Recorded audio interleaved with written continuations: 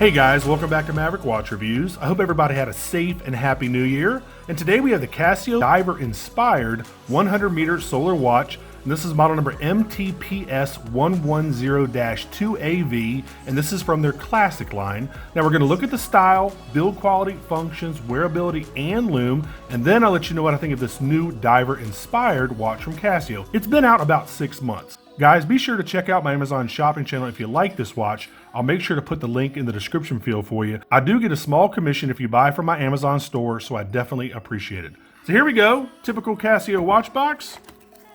Let's open this thing up. Now I saw this watch, I really wanted to review it really solely based on looks. I think it's a fantastic looking watch. Now you know what you get in the bottom here of the display case. You get your manual, some warranty stuff, all that boring crapola. So what does it say here? Solar charging, there you go. Let's go ahead and take the watch off the stand. And I'll put up the specs on the left-hand side of the screen for you. There's your first little look at it.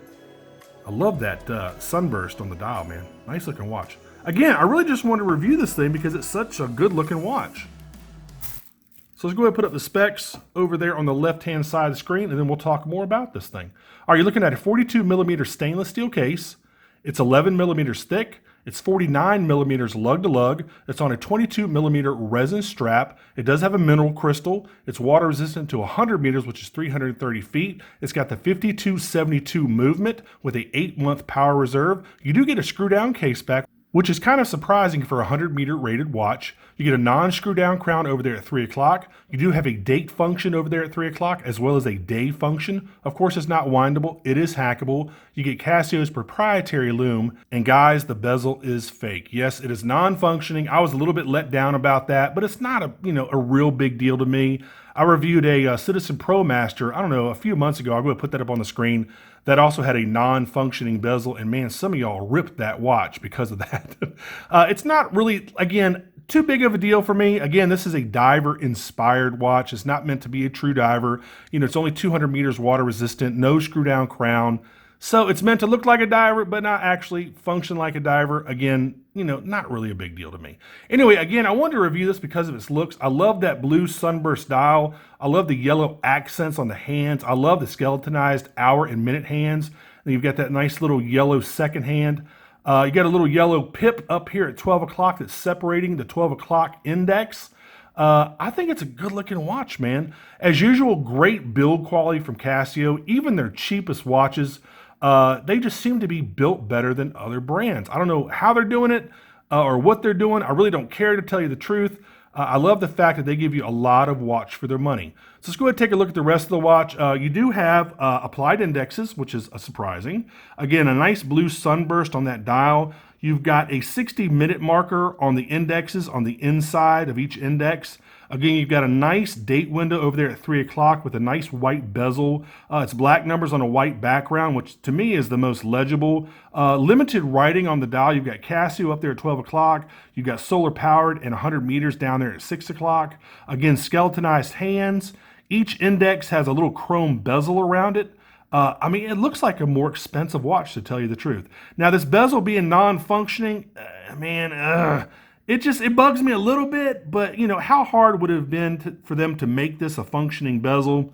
I don't know, but not a big deal. You got some crown guards over here at 3 o'clock for, again, the non-screw down crown. You have a kind of a mirrored, case over here at 9 o'clock that kind of mirrors the crown guards over here at 3 o'clock. I'm not quite sure why they did that. I'm sure it's just an aesthetic thing, just for looks. The crown doesn't really need any knurling because it doesn't work. So the rest of the case is highly polished. Let me wipe this watch off a little bit for you. It is highly polished. There you go. And there are not really many brush surfaces. The top of the lugs are brushed, but the rest of the watch is mostly polished, man. Take a look. Now, I have a sneaky suspicion that this resin strap is going to feel just as good as the Casio Duro. I would be willing to bet anything that this watch is going to fit fantastically, feel extremely comfortable on the wrist. But let's go ahead and take a look at the rest of it real quick. Non-screw down crown, non-signed. Again, a lot of polish. I like the aluminum bezel insert. I like that it kind of keeps with that blue motif. Good looking watch, man. This is probably gonna be an excellent beater watch for somebody. Some people want to wear this as like their main watch, and that's fine. When you get, $100 and below, that's kind of when I classify a watch as a beater. That's just me personally. Y'all might classify a $500 Sunto as a beater, or a $500, Citizen ProMaster. But to me, $100 and below is kind of beater status, beater class for me. So let's go ahead and take a look at the case back. Again, kind of surprised that it's screw down, even though the watch is only water resistant to 100 meters. Nice case back, gives you all the relevant information. Water resistant, 10 bar, which is 100 meters. It gives you the module number, which is 5272. The model number, what else does it say? Casio solar power, Japan movement, cased in China. So the watch is cased in China with a Japanese made movement. There you go, serial number right down there. So there you go. Looks like the case back also has a little bit of polish. That little ring right there is polished. So now let's go ahead and try this thing on. I know it's going to feel great. I really don't even need to try it on because I know, yep, just like the Casio Duro. Oh man, God, that watch feels great on the wrist. I don't know what it is about Casio's resin bands that the watches just feel fantastic, man.